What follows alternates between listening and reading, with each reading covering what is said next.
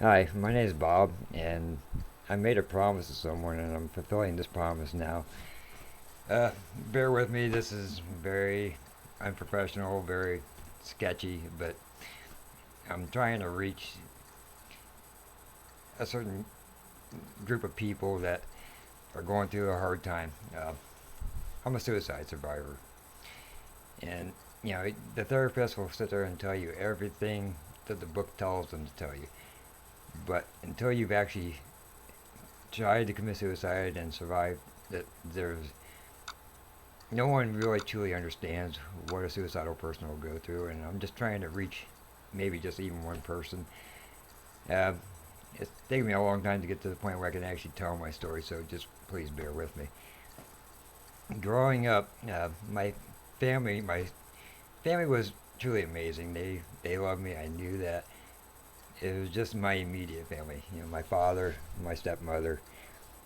Uh, I just, like I said, please bear with me. I grew up never feeling like I was loved or worth anything. I felt like I was worthless.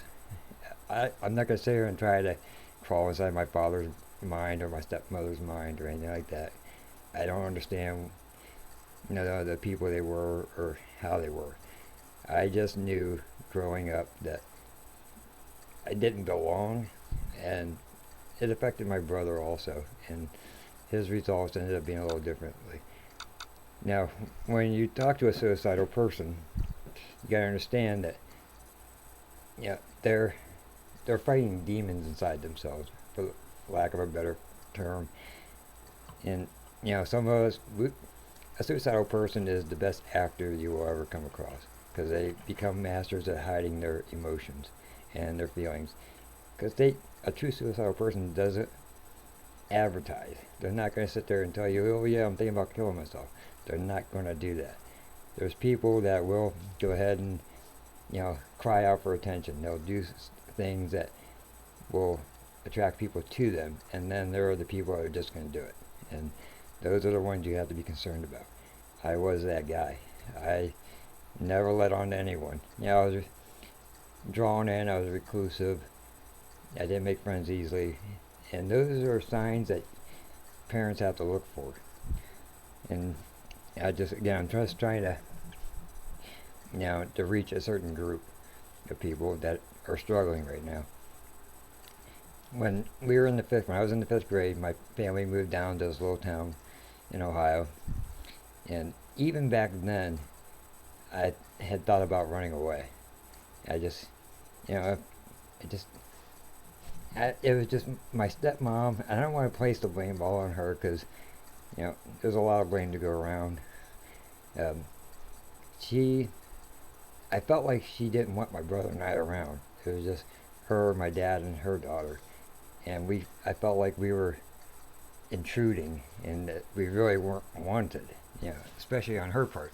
I know my dad loved me, but as I was growing up, I saw a shell of him. He wasn't who he was when I was growing up earlier on in life, and it was affecting him too. But at my age, what could I do about it? So, anyways, we moved to this little town, and I thought about running away. And you hear all the horror stories of kids running away and the bad things that happen to them. There's only one reason why I didn't, go through with my plan. Well, first of all, I was too naive to know what I was doing. But my very first day at that school, the first person I met was this young lady, and totally blown away by her, and she totally accepted me. She offered me something that I wasn't getting at home. She didn't care who I was, where I came from, what was going on in my life.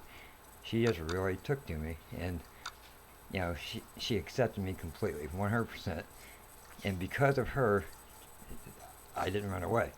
I would literally get off the bus and run to her class every day just so I could see her because I received from her, unconditional acceptance, which I wasn't getting at home.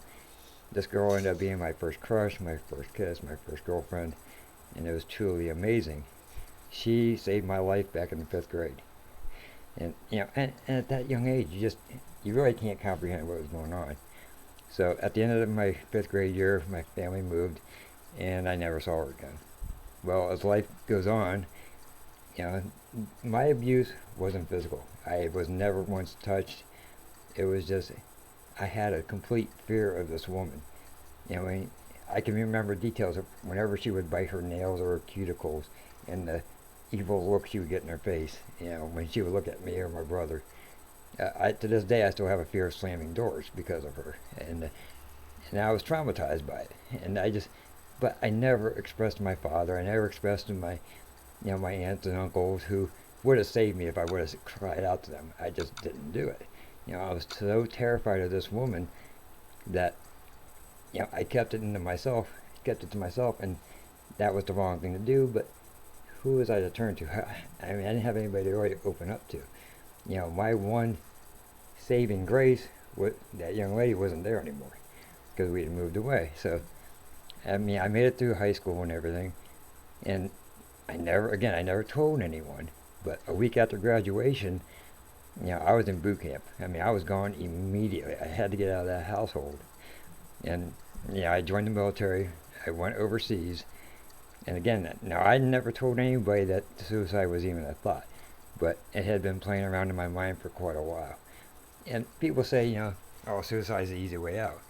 The hardest decision anyone's ever going to make in their life is to take their own life. I mean, you think about it. It's not like choosing between the black sneakers or the white sneakers. You're deciding whether or not to live or die. That is not an easy decision to make. And the thing you gotta understand about a true suicidal person is they have conquered their fear of death. I mean, completely. And just like, what a horribly scary thought that is. They have no fear of death. You got these people walking around, oh, I'd take a bullet, I'd do this, I'd do that. The really, walk the walk, so to speak, I'd lost my fear of death. But at the same time, I didn't want to burden my family with my decision. As much as I was terrified of my stepmom and confused about my father, I didn't want to burden them with my problems. I didn't want to cause them any grief. I didn't want them to have to bury the body. So I decided to wait until I got overseas. I'm thousands and thousands of miles away from anybody I knew. I was in a foreign country. I tried to drink myself blind. I mean, I drank so much alcohol, but I could not get drunk. And I'd already made up my mind how I was going to do it. So I went and got 54 sleeping pills, prescription, the heavy duty stuff. I drank a bunch of alcohol. Again, I couldn't get drunk to save my life. But, no pun intended there. But, so I go back to my barracks. I get dressed up in my favorite jersey. I did leave a note. I crawled into a closet. I took the 54 sleeping pills with all that alcohol, and I waited to die. Again, no one knew me over there. I didn't tell a single soul. I just decided that day was a good day to die. November 19th. I remember the date. And I remember laying in there in the closet, just waiting and waiting. Nothing happened. And suddenly I was gone. And, and I'm not trying to glorify this in any way or anything like that, but there was no bright light. There was no anything. I remember being gone, but I was still there. But I was in nothing but pure blackness. And I remember thinking to myself, oh my gosh, God doesn't even want me. My family didn't want me. I didn't feel like I was loved. I didn't feel like I was worth anything.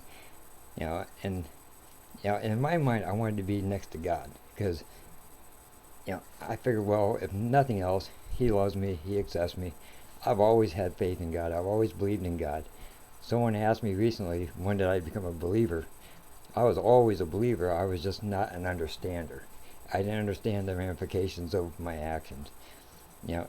I thought I was actually doing my family a favor, that if I was so worthless and so unlovable, that I would take myself out of the equation and then make their life easier. And I wanted to be next to God because, I knew He loved me. I knew He accepted me. I just didn't understand the ramifications that when you commit suicide, you go to hell. And, so my decision was mine. It just, again, I didn't understand the ramifications. Well, as, the night goes on, I'm still in this blackness and I can't escape it. I don't see any light. I don't see any fire or anything like that. I see nothing. Well, all of a sudden, the bright light came. And then I saw a preacher. And I'm like, yes, I survived. I mean, I did it. I mean, I succeeded in my suicide attempt. And then I saw my brother. And he's very much alive. So here I failed at trying to kill myself. I mean, I'm not even good enough to kill myself now. So, I survived. I go through the whole process of, having my stomach pumped, the whole 9 yards. And I remember asking the doctor, I said, what had happened? Why am I still here? I mean, I took enough sleeping medicine to kill a couple people.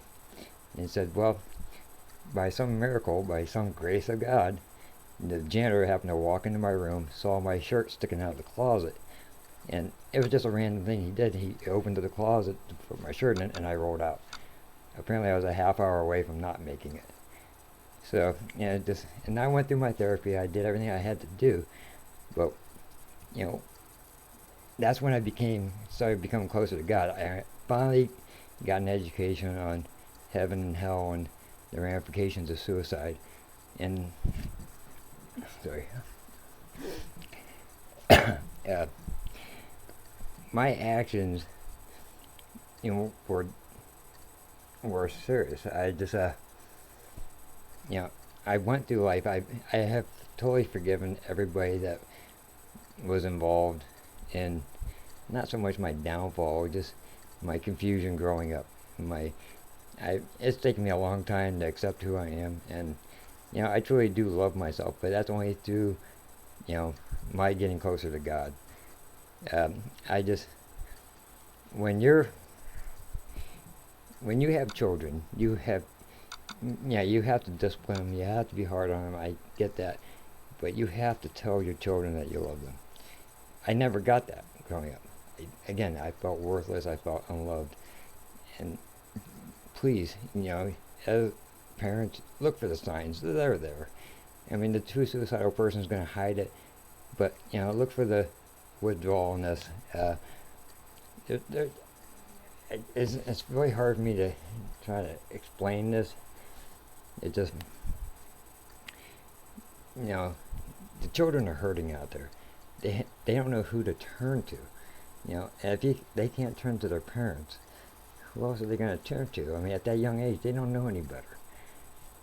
So please, I mean, through the grace of God, God wasn't ready for me yet. Here I am committing the cardinal sin, and He still loved me so much that He wasn't going to let me die that day. And and ever since that day, I've been searching for a reason why He saved me. I mean, here I am. I'm worthless. I'm unlovable. I'm all these bad things, but God still loved me enough to spare me my life. But why me? And I'm thinking maybe this video that I'm making right now is the reason why He wasn't ready to let me go. I mean, I survived I should have died even after that. I developed Crohn's disease. My appendix blew. I had 15 minutes to live, and yet He still wouldn't let me die. And I'm like, good gracious. I mean, what purpose do I have? I mean, I haven't accomplished nothing. I'm not successful. I'm definitely not the best looking guy in the world. So what is my purpose? And I truly believe that God saved me that day because He wanted me to return the favor and save someone else's life. And I'm hoping this video at least reaches one person, if nothing else. Or, opens the eyes of the adults that have children that they're too hard on, or they don't tell them that they love them. You've got to take care of your kids, because we are the future, and if we're all killing ourselves off, there is no future for us to have. As a society, we're doomed if we don't take care of our children. I mean, I can't emphasize this enough.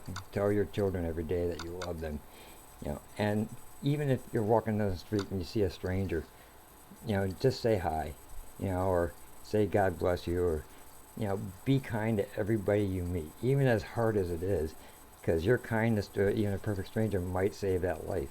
Maybe that's all they're looking for is hey, I appreciate you, or God loves you, just something kind. I mean, the other day I was at a store and the clerk was having a horrible day, was being a total jerk, and I went up and gave him a hug and said I forgive him.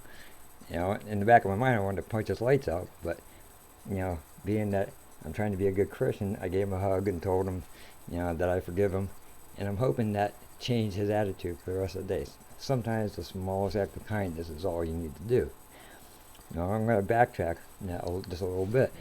That young lady that I told you about in the 5th grade, well, recently, my life is far from perfect, and I was struggling a couple months ago, and with some life decisions, and I was getting down on myself, and I asked God, and I said, I need a spark, give me something to hold on to, and he whispered this young lady's name in my ears.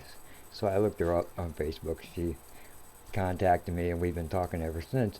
And when I needed her the most, he brought her back into my life. It has been 40 years since we've seen each other. And once again, this young lady still had the power over me to keep me grounded. I'll never be able to thank her enough for this. But, sorry. It's just, there's people coming into your life for a reason. Even if you don't understand what it is, it makes no sense to you. Don't take anybody for granted. This young lady saved my life in the 5th grade, and when I needed her the most, God brought her back into my life. We have a very strong relationship now. We've connected. We don't see each other very often because we live a couple hours away, but we talk every day, and again, he brought her back into my life when I needed her the most. So again, just don't take anybody for granted. If you're not a religious person, I get it, but if you are, talk to God every day. Because of her and the people I have surrounding me now, the supporting cast I have now, my faith in God is stronger than it ever has been before. And you gotta have faith. You gotta believe. God saved me that day for a reason. He brought certain people into my life for a reason. He let me struggle and go through the suicide attempt and through the, almost dying from the Crohn's to make me stronger. I totally believe that.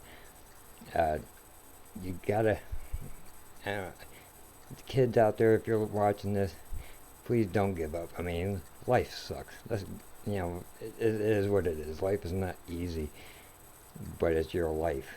Make the best of it. I mean, you have a purpose, you have a reason. There are people out there that love you.